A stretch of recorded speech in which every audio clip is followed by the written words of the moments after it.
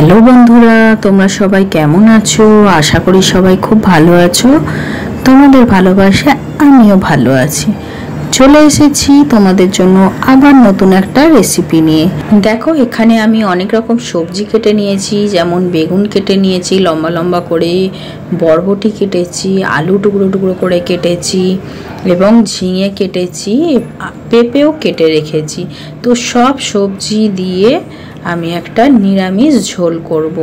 এই গরমের মধ্যে পেটটাও ভালো থাকবে, শরীরও ভালো থাকবে এবং মুখেও স্বাদ আসবে। তো চলো আমি কিভাবে করছি সেটা দেখে নেওয়া যাক। প্রথমে আমি ডাল ভিজিয়ে রেখেছিলাম, সেটা তোমাদের সাথে আর দেখানো হয়নি। মটর ডাল 100 গ্রাম ভিজিয়ে রেখেছি, সেটাকে আমি বেটে নিয়েছি। দেখো, খুব মিহি করিনি, বেটে নিয়েছি ডালটা। তো চলো আমি এবার কিভাবে করছি সেটা তোমাদের সাথে শেয়ার করব। ডালটার মধ্যে প্রথমে আমি পরিমাণ মতো লবণ দিলাম, 2-4 দানা আমি এখানে চিনি দিয়ে নিচ্ছি। এইটা তোমরা অ্যাভয়েড করে যেতে পারো, নাও দিতে পারো। তারপর এখানে আমি অল্প করে হলুদ গুঁড়ো দিয়ে দিয়েছি। আচ্ছা, এখানে আমি কয়েকটা কালো জিরে দিয়ে নিলাম।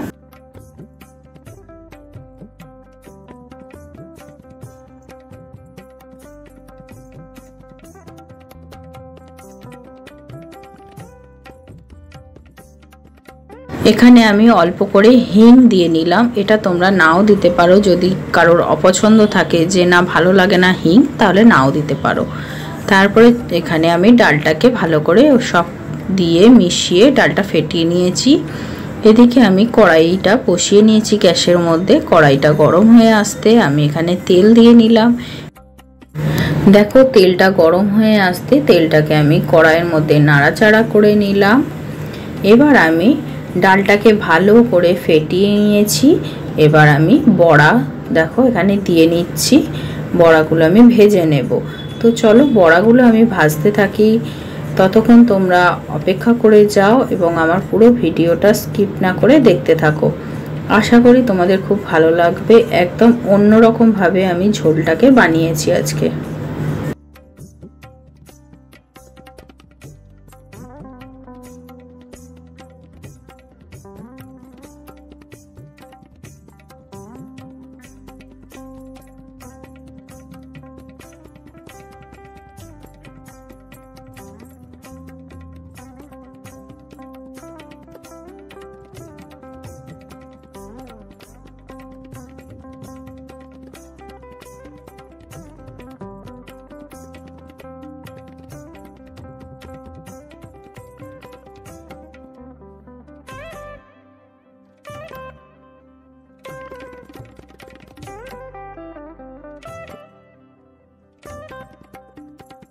তোমাদের কাছে আবার ফিরে এলাম। দেখো, বড়াগুলো কিন্তু ভাজা হয়ে গেছে, লাল লাল হয়ে গেছে। এবার আমি বড়াগুলোকে নামিয়ে নেব। এবার যে তেলটা রয়েছে কড়াইয়ের মধ্যে, এই তেলের মধ্যে আমি আলুগুলোকে ভেজে নেব। আলু বেগুন সব আলাদা আলাদা করে আমি ভাজবো।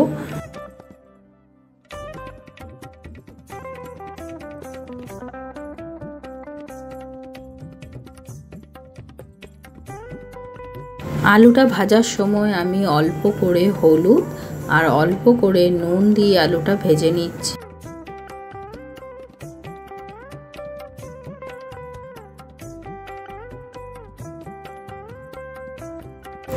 দেখো, আলুটা ভাজা হয়ে গেছে। এবার আমি এই তেলের মধ্যে বেগুনটাকেও নুন আর হলুদ দিয়ে ভেজে নেব। তাহলে বেগুনটাও ভাজা হতে থাক, কিছুক্ষণ তোমরা অপেক্ষা করে যাও।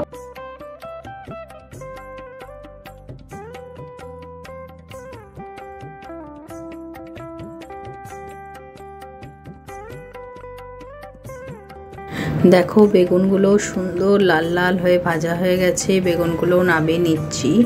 এবার কড়াইয়ের মধ্যে যে তেলটা আছে, এই তেলের মধ্যে আমি কয়েকটা কালো জিরে আর 2টো কাঁচা লঙ্কা আমি ভেঙে ঝিঙা বরবটি পেঁপে এই তেলের মধ্যে অল্প নুন আর হলুদ দিয়ে হালকা করে আমি ভেজে নেব।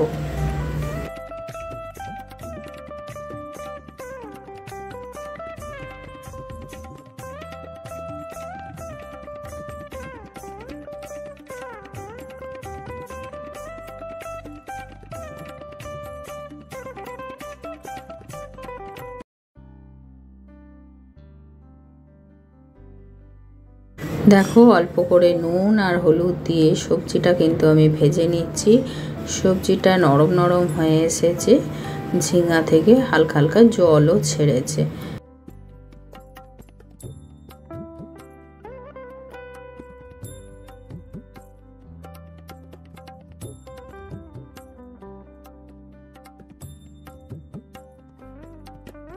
দেখো সবজিগুলো ভাজা হয়ে গেছে বলে আমি এবার ভেজে রাখা আলুটাকে আমি দিয়ে নিলাম, দিয়ে একবার নাড়াচাড়া করে নিলাম। এখানে আমি বেশ কিছুটা কাঁচা লঙ্কা বেটে রেখেছিলাম। তোমরা যে যেরকম ঝাল খাও সেই হিসেবেই লঙ্কাটা দেবে।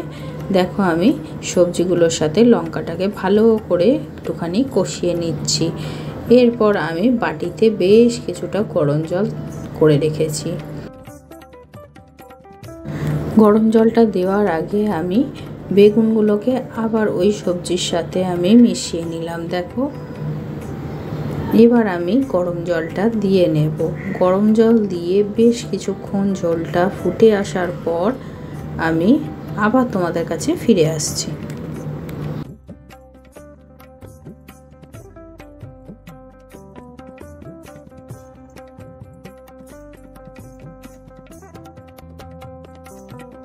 দেখো তোমাদের কাছে আমি ফিরে এলাম। দেখো ঝোলটা কিন্তু ফুটে গেছে। এবার আমি ভেজে রাখা যে ডালের বড়াগুলো করেছিলাম সেগুলো আমি দিয়ে নিচ্ছি। দিয়ে আমি ভালো করে সবজির সাথে ঝোলের সাথে ভালো করে মিশিয়ে নেব। এই ডালের বড়া আমার ঠাকুমা শাশুড়ি খেতে ভীষণ ভালোবাসতেন। আমি যখন বিয়ে হয়ে এসেছি দেখেছি শাশুড়ি মা এইভাবেই আমার ঠাকুমা শাশুড়িকে রান্না করে দিত নিরামিষ, মানে যেদিনকে নিরামিষ হতো সেদিনকে। আর ঠাকুমা ভীষণ ভালো করে খেত, খুব তৃপ্তি করে খেত এই ঝোল দিয়ে। এবার এই ঝোলের মধ্যে আমি 2-4 দানা চিনি ছড়িয়ে দিলাম স্বাদটাকে ব্যালেন্স করার জন্য। একটুখানি নুন দিয়েছিলাম, টেস্ট করে দেখার পর দেখলাম যে নুনটা হালকা কম হয়েছে, সেজন্য অল্প করে নুন দিয়ে নিলাম। দিয়ে আমি ভালো করে নাড়িয়ে চাড়িয়ে সুন্দর করে ঝোলটা ফুটে এসেছে। আমার পুরো ঝোলটা রান্না কমপ্লিট হয়ে গেছে, আমি নামিয়ে নেব। আজকে এই ঝোলের রেসিপিটা তোমাদেরকে শেয়ার করার সময় খুব ঠাকুমার কথা মনে পড়ছে। তো চলো আমার রান্নাটা এখানেই কমপ্লিট হয়ে গেল। আশা করি তোমাদের খুব ভালো লাগবে। ভালো লাগলে লাইক কমেন্ট শেয়ার করো আর সবসময় মানালি ক্রিয়েশন চ্যানেলের পাশে থেকো। আজকের মতো টাটা। নেক্সট অন্য কোনো ভিডিওতে আবার তোমাদের সাথে দেখা যায়। ততক্ষণ পর্যন্ত তোমরা ভালো থেকো আর সুস্থ থেকো, সাবধানে থেকো।